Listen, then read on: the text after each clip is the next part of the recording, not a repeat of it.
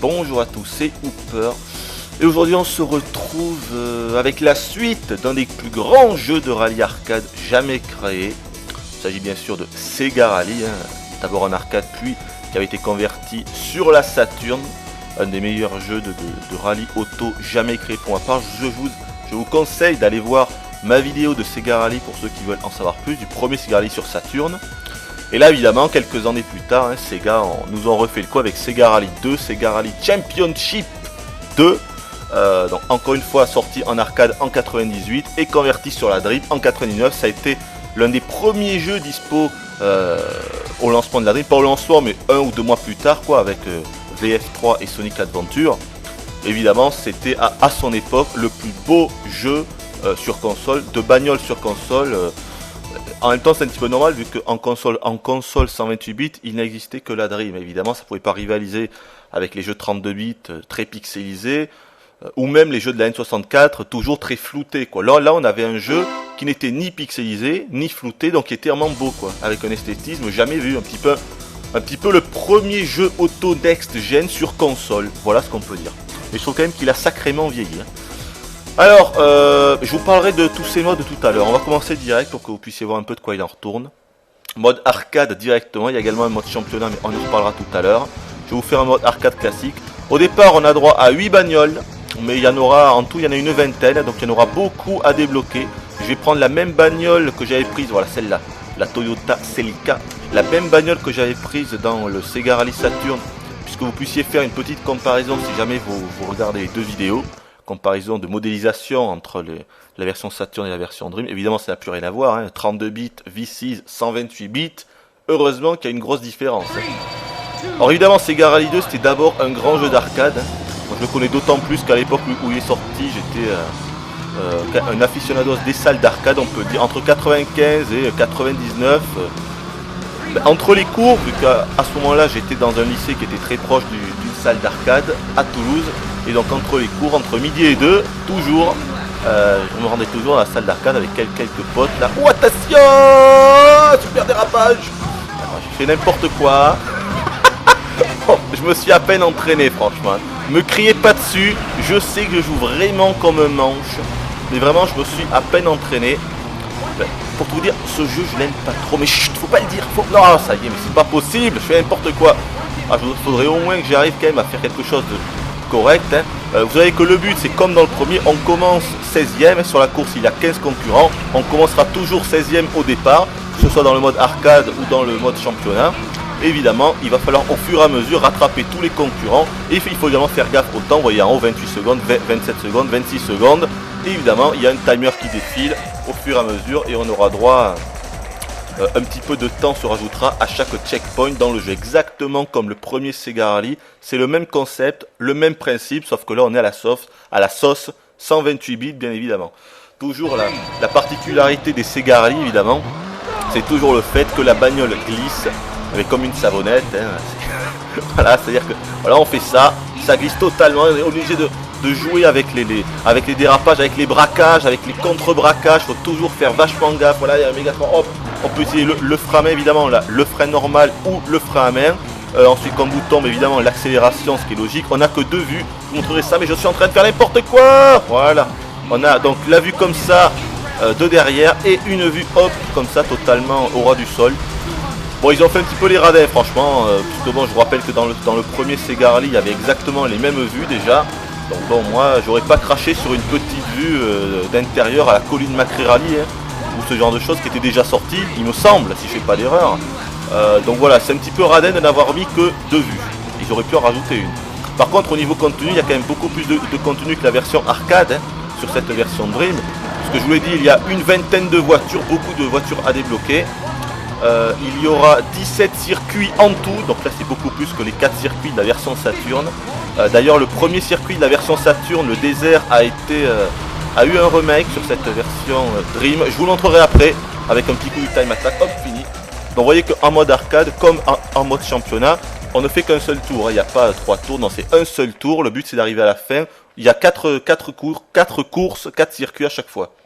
Là, j'en suis, je crois, au 3e circuit. Vous voyez également que les environnements changent complètement. Il y a beaucoup plus d'environnements que dans le premier Sega Rally. Là, il y a 6 environnements différents. Donc, je vous l'ai dit, 6 environnements répartis sur 17 courses. Voilà, donc là, on est en environnement enneigé, où là, je peux vous dire que ça glisse, mais quelque chose de sévère. La voiture que j'ai prise, c'est vraiment pas la meilleure bagnole du jeu. Faut être clair, hein, la Toyota Celica dans ce jeu, c'est l'une des plus pourries, tout simplement. J'aurais pu en prendre une autre, mais je voulais vraiment vous montrer la différence entre la version Saturn et la version Dream. C'est pour ça que j'ai repris la même voiture.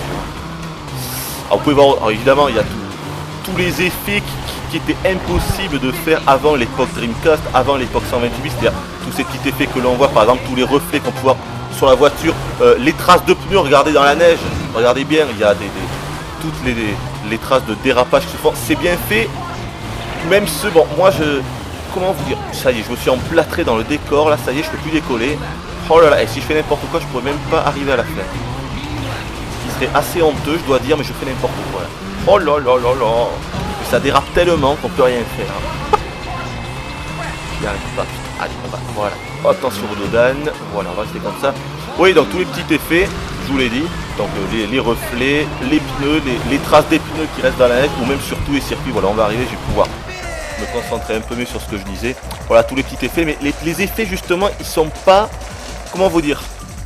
À l'époque, la première fois que j'ai fait le jeu, puisque moi ce jeu-là c'était un des premiers jeux que j'ai eu avec la Dream, c'était un jeu Jap et je l'avais eu, à l'époque j'avais acheté la Dream Jap avec Sonic Adventure et à l'intérieur j'ai eu la surprise d'avoir le CD de démo de What's Shenmue, je vous l'avais déjà dit, et quelques mois plus tard ça a été en fait mon deuxième jeu Sega Rally 2, j'attendais beaucoup, et en fait j'ai été quand même vachement déçu de ce jeu, c'est-à-dire que en fait j'ai peu joué en fait à ce Sega Rally 2, malgré le fait que je l'ai eu avant tout le monde, quand j'ai invité des copains chez moi, ils étaient tous totalement stupéfaits évidemment par la réalisation, c'était du jamais vu quoi, vous le voyez.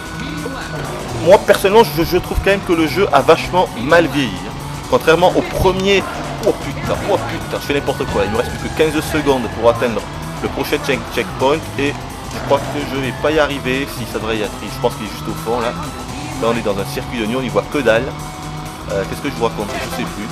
Oui, que c'était un de mes premiers jeux sur la Dream. Voilà, il était très impressionnant à l'époque, mais j'ai peu joué parce que je sais pas, je trouvais pas qu'il y avait beaucoup de fun avec ce jeu. La conduite trop glissade. Ce qui était étonnant, c'est que j'étais un vrai fan du premier Sega Rally quoi, sur la Saturn. Et là, j'ai pas retrouvé les mêmes sensations, ce qui est vraiment étonnant. Je m'attendais pas à ça. Voilà, je m'attendais vraiment à m'éclater sur ce jeu et ça n'a pas du tout été le cas. Oh là là là là, j'ai fait n'importe quoi. Mais n'importe quoi. Bref, voilà, ça n'a pas du tout été le cas, j'ai vraiment été déçu. Mais non, mais là, je joue comme un manche. J'ai honte, là. Je vous assure, j'ai honte. Je devrais y arriver au finish. Voilà, il restait rien. Il restait 1 seconde et demie. J'ai eu du bol. Voilà, il me semble que c'était la dernière course. Je voyais que je suis seulement arrivé 10ème. Si on veut vraiment finir le mode arcade, normalement, il faudra arriver premier. Donc ça vous donne une idée quand même de la difficulté du jeu. Mais je vais également vous parler du gros mode solo du jeu qui est donc le mode championnat. Regardez cette fait absolument horrible avec tous les vieux, regardez la skin en fait des bonhommes qui est en fait des vieux bitmaps 2D. Franchement, on est sur la Dream quoi. Ah non, j'ai gagné une voiture je crois. Ah mais tiens, je m'attendais pas du tout à ça. Trop fort. J'ai gagné une bagnole. Vous avez vu? You can drive a new car là.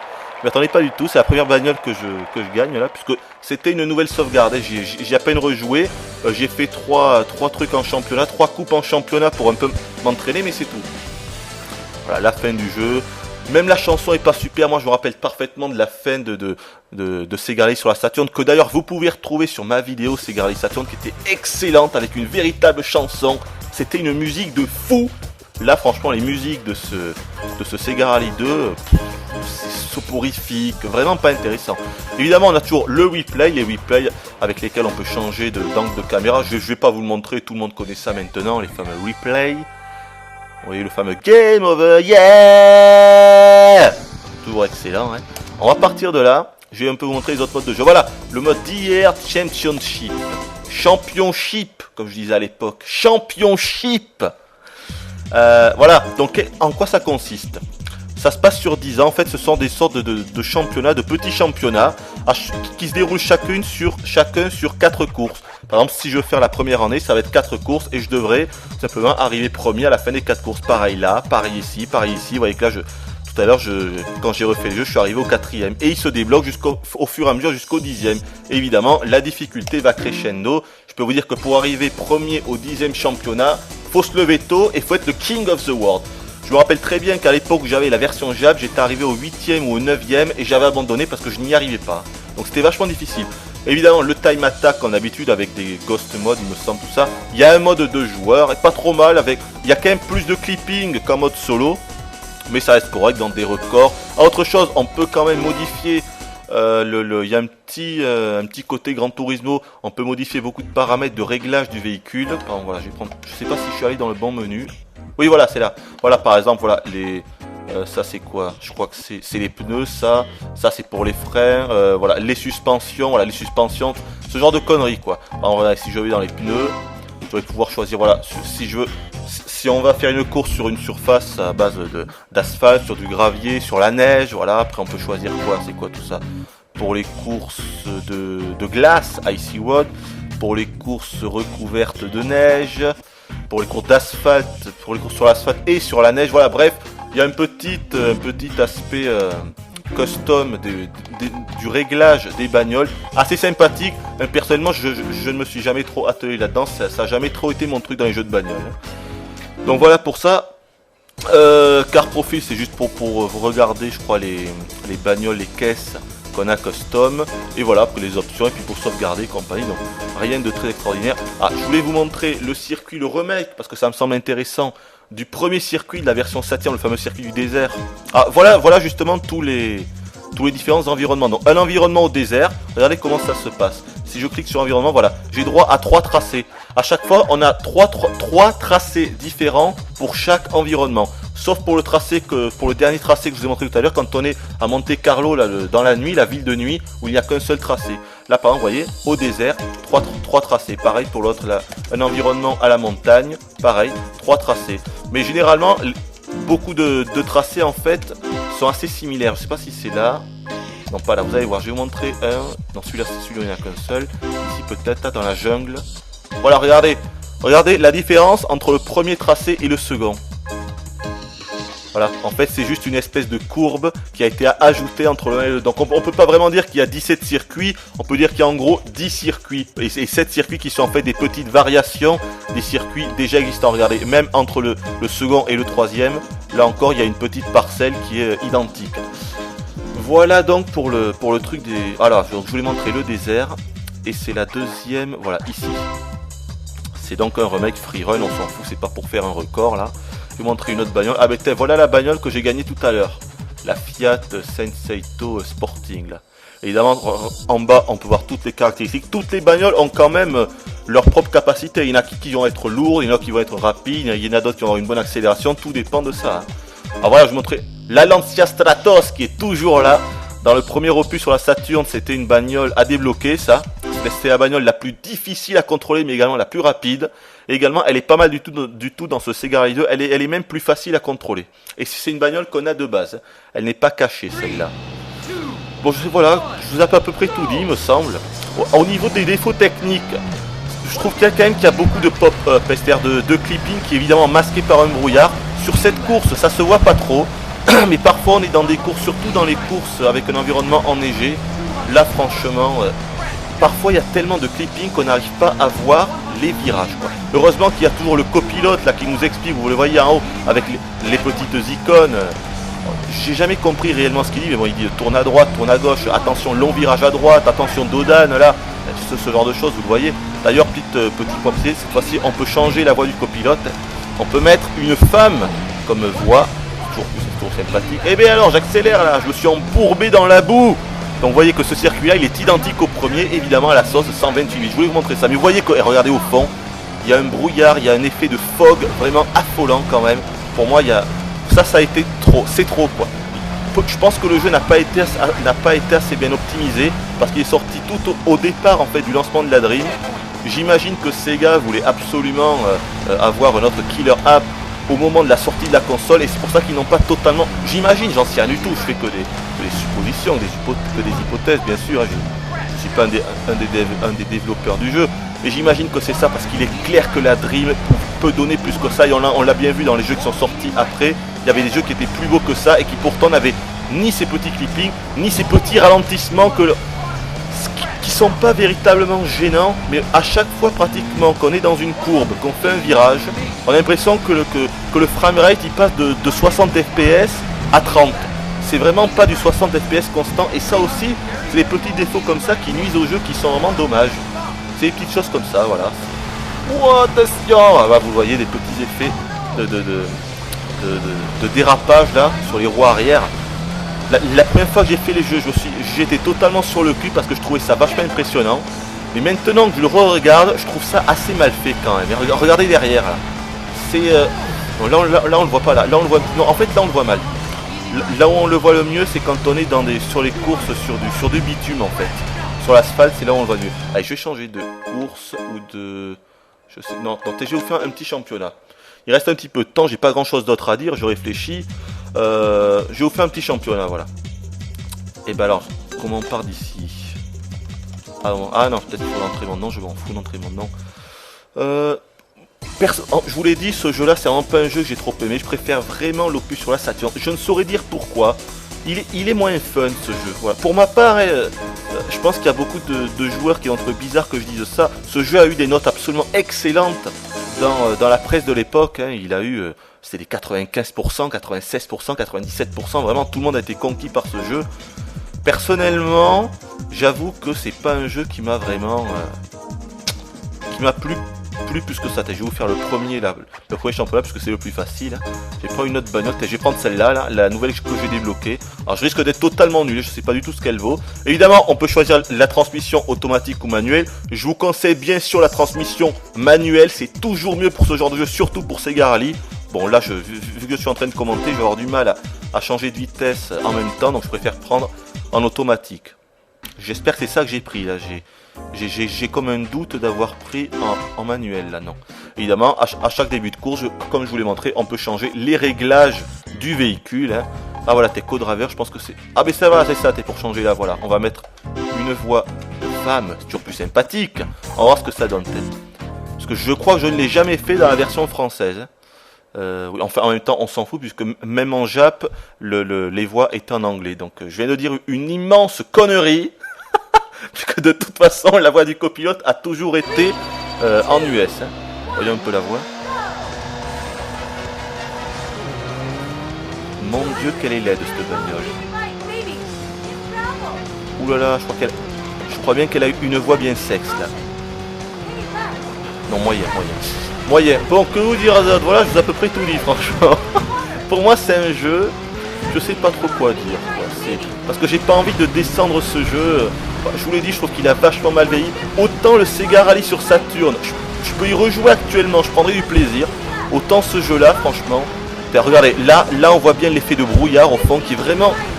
Franchement, je vois à peine la piste. Je vous assure, je vois à peine où tourner. Heureusement qu'il y a le copilote qui m'indique un peu ce qu'il faut faire. Également, l'IA artificielle des autres pilotes est totalement nulle, hein, néant. Elle n'existe pas. Les autres pilotes ne sont vraiment là, c'est la carotte quoi, ils sont là que pour qu'on les dépasse, il n'y a rien d'autre, vraiment il n'y a rien d'autre. Jamais ils essaieront de nous bloquer la route ou quelque chose, ils suivent à chaque fois une piste bien tracée, bien prédéfinie, évidemment il n'y a rien d'autre. Bon, c'est logique, ça j'en veux pas, hein.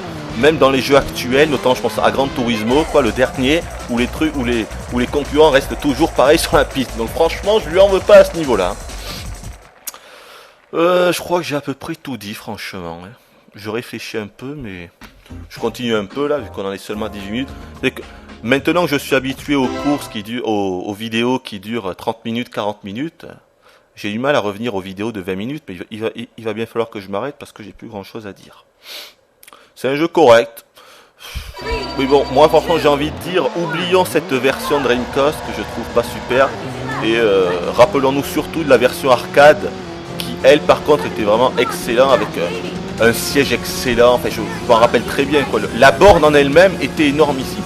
Il me semble que cette course là a une musique vraiment excellente, c'est une des rares musiques du jeu que j'ai vraiment trouvé bonne. Non, je vous laisse apprécier. Je suis pas sûr que ça soit celle-là. Si c'est celle-là. C'est pas encore là, mais ça va arriver, vous allez voir. À un moment, il y a une petite partie de la musique qui est vraiment excellente. Medium right. Narrow. 100. On. Medium left. Narrow. Ah, c'est là. Checkpoint. 150. On. Easy left.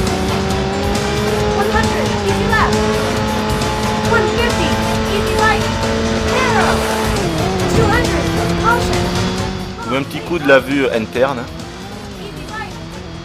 Medium left. Tiens, j'ai l'impression que c'est encore mieux pilotable en vue interne. Ce qui m'étonne. À moins que j'ai un petit coup. Oh là là, mais qu'est-ce qui se passe là? Oh, je suis le King of the World tout à coup en vue interne là. En vue au ras du sol là. 150. Easy right. Easy right, baby. Oh putain, j'y voyais que dalle. Là, vous voyez, j'y voyais tellement mal, je savais même pas s'il fallait tourner à droite ou à gauche. Ça, on y voit vraiment, vraiment mal. Et c'est vraiment une caisse pourrie celle-là, je vous la conseille pas. Elle rame, elle va à 2 à l'heure, conduit de vraiment moisi. Bon, allez, on va s'arrêter là parce que j'ai plus rien à dire. Je vais pas faire une vidéo de 40 minutes sur Sega Rally 2. Donc je vous dis bye bye et à la prochaine.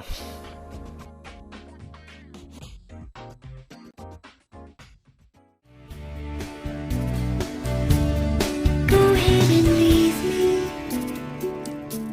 I think I prefer to stay inside. Maybe you'll find someone else to help you. Maybe Black Mesa.